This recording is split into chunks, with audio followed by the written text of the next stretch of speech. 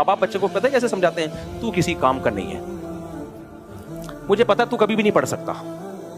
یہ آج کل مارکیٹ میں مفتی صاحب یہ کچھ نہیں کرے گا، اس سے امیدیں لگانا میں نے کیا کر دی ہیں، چھوڑ دی.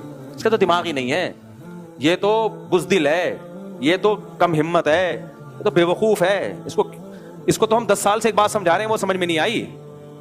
جب بچے کو ماں باپ کی طرف سے ہر وقت یہ تابڑ توڑ میزائل فائر ہوں گے نا بچے کے اوپر، بچے کو لگے گا کہ واقعی میں بے وقوف بھی ہوں، میں پرلے درجے کا احمق بھی ہوں، میں بزدل بھی ہوں، میں کم ہمت بھی ہوں.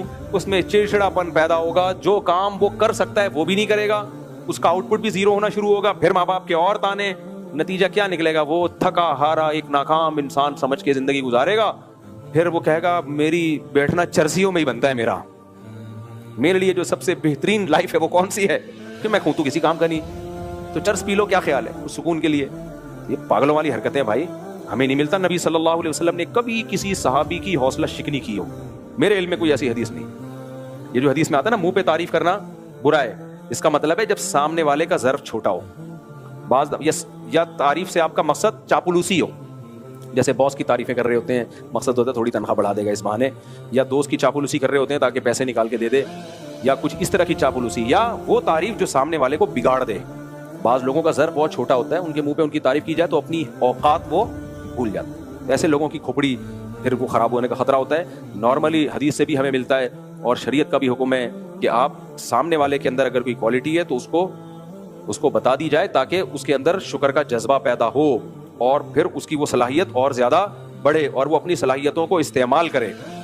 تو میں اب جلدی سے بات کو سمیٹ کے ختم کرتا ہوں جہاں سے ہم لے کے چلے تھے. میں یہ بات یہاں سے میں نے شروع کی تھی کہ بچے کو جو ہے نا، بچے کو سیدھا راستہ بھی چاہیے اور اس سیدھے راستے پہ چلنے کے لیے موٹیویشن بھی چاہیے. اس موٹیویشن میں سب سے پاورفل موٹیویشن کون سی ہوتی ہے؟ اس کے کلاس فیلو یا اس کے دوست. بچہ ماں اور باپ کی بات کو، ٹیچر کی بات کو اتنا سیریس نہیں لیتا، وہ اپنے دوستوں کی باتوں کو بہت زیادہ سیریس لیتا ہے. اس لیے میں اس کا قائل ہوں بچے کی صرف دوستی یاریوں پہ نظر رکھو، دوستوں پہ، کن لوگوں کے ساتھ اٹھ بیٹھ رہا ہے، وہ اس کو الٹی الٹی باتیں تو نہیں سکھا رہے. یہ بہت اس میں اچھا بعض لوگ کیا کرتے ہیں، بالکل دوستوں سے ہی کٹا دیتے ہیں، یہ بھی غلط ہے. لڑکا لڑکوں میں کھیلے گا تو لڑکا بنے گا. بعض ماں باپ نے اتنی سختی کی ہے بچے کو گھر میں بند کر کے، نہیں وہاں نہیں جانا، ادھر وہ وسیم کا بچہ ہے، ادھر جمشید کا بچہ ہے، ادھر فلانے کا بچہ ہے، ایسا نہ ہو کوئی بچہ تمہیں تھپڑ لگا دے، تمہارے دانت نہ ٹوٹ جائیں، ایسا نہ ہو کوئی بچہ تم یہ ہو جائے وہ ہو جائے. نہیں بھائی اتنا نہیں، وہ لڑکا ہے، اس نے دنیا میں گھومنا ہے.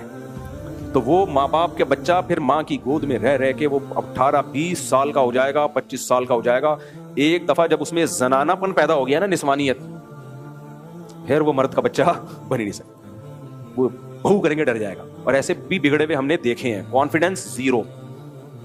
تو اتنا زیادہ اس کی نگرانی اور تربیت کی فکر میں اتنا اس کو لوگوں سے کٹا دینا، تو یہ تربیت نہیں ہو رہی ہے، آپ خود اپنے ہاتھوں اپنے بیٹے کو بگاڑ رہے ہیں. تو اس کو تھوڑا سا گھومنے پھرنے بھی دو، جانے دو تھوڑا بہت پھڈا مڈا. کل میں اپنے بچوں کو باکسنگ بھی سکھاتا ہوں، تو کل میں دیکھ رہا تھا میرے بچے اور سامنے والے کے بچے کی باکسنگ کا مقابلہ ہو رہا ہے، تو مجھے لگ رہا تھا کہ ناک پہ لگ جائے گا اس کے بہت زور سے، مجھے لگ رہا تھا کہ میں نے نہیں بچایا.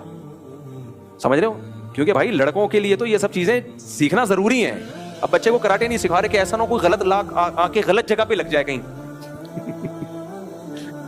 یار پھر تو کچھ بھی نہیں کر پاؤ گے دنیا میں، کچھ بھی نہیں کر پاؤ گے دنیا میں. کچھ رسک تو لینا پڑے گا بھائی، ورنہ پھر چوڑیاں پہنا کے گھر بیٹھا دو اس کو. میں دیکھ رہا ہوں اب وہ سامنے والا چونکہ ایکسپرٹ تھا، وہ دے دنا لگا رہا ہے، میں نے نہیں چھڑوائی لڑائی. کوئی بات نہیں یار، پیٹے گا تو پیٹنا بھی آئے گا. دیکھو ہم ابھی سے بچوں کو کیا سکھا رہے ہیں، کیونکہ بچوں نے 4 کرنی ہے تو سالوں سے پٹیں گے. میں نے سکھایا ہوا ہے سالوں سے بھی پٹنا ہے آگے چل کے، اور سسروں سے بھی مار کھانی ہے. تو یہ پہلے سے کیا ہونا چاہیے، بیوی سے بھی پٹ سکتے ہیں، بہت کچھ ہو سکتا ہے سوسائٹی میں.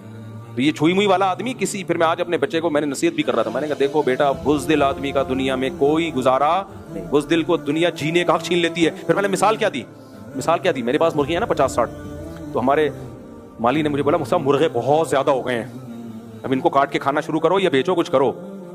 تو میں گیا اپنے پنجرے میں کیج میں، تو میں نے کہا کہ جو مرغا سب سے زیادہ پٹ رہا ہے نا پہلے اس کو لاؤ.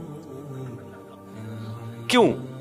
سب پکڑ کے کوٹ رہے ہیں، اس کو مار کھا رہا ہے، زخمی ہو رہا ہے، وہ اس کے زخم کی وجہ سے بیماری بھی پھیل سکتی ہے اور کسی کام کا ہے نہیں وہ. تو مجھے فوراً آیا، میں نے کہا حالانکہ پہلے ہی مظلوم ہے اور کاٹ بھی ہم اسی کو رہے ہیں. تو میں نے کہا بس شاید فطرت کا یہی قانون ہے بھائی، کیونکہ اس پر احسان یہی کہ کاٹ کے کھا جاؤ ورنہ پٹتا رہے گا، مر جائے گا کسی دن. تو میں نے اپنے بچوں کو یہ کل نصیحت کی, میں نے کہا دیکھو ہم نے وہ مرغا کاٹنے کا فیصلہ کیا, کاٹا نہیں ہے لیکن فیصلہ اس مرغے کے کاٹنے کا کیا جو سب سے زیادہ پٹ رہا ہے. میں نے کہا یار تو یہ ہے بزدل, بزدل کو تو دنیا جینے کا حق چھین لیتی ہے بھائی, تو تھوڑا تو رسک لینا پڑے گا لڑکوں کو لونڈے لپاڑوں میں, لیکن نگرانی رکھیں, نگرانی رکھیں, چرسیوں میں نہ بیٹھنا شروع ہو جائے, موبائل وغیرہ یہ سب ایکٹیویٹیز. تو خیر بس وہ جو ہم آیت لے کے چلے تھے نا, وہ آیت کو پھر میں اگلے ہفتے کنٹینیو کروں گا. آیت کا خلاصہ یہ ہے کہ اللہ تعالیٰ نے جب سے بچے میں تھوڑی سی سمجھ پیدا ہوتی ہے نا, اسی وقت سے اس کو گائیڈنس کی ضرورت, پھر وہی گائیڈنس آگے چلتی رہتی ہے بڑھاپے تک. تو شروع میں ماں باپ, اور پھر اس میں اسلام, اللہ, اس کے رسول, ان کی طرف سے ہدایت آتی ہے. پھر وہ ہدایت میں ہمیں پتہ چلتا ہے اخلاقیات کیا ہیں, تو وہ اخلاقیات پھر اس میں پیدا کرنا ضروری ہوتی ہے جو اسلام نے اور قرآن نے بیان کی ہے. اور ان آیتوں میں انہی اخلاقیات کا تذکرہ ہے. وہ پیدا نہیں ہوں گی کیونکہ خواہشات کے خلاف جانا پڑتا ہے, اور میں نے کیا بتایا, بچہ پیدا ہوتے ہی خواہشات کے پیدا ہو جاتی ہیں اس میں. تو اب جگہ جگہ نا وہ اس کی اخلاقیات کچھ اور کہہ رہے ہوتے ہیں اور خواہشات کچھ اور.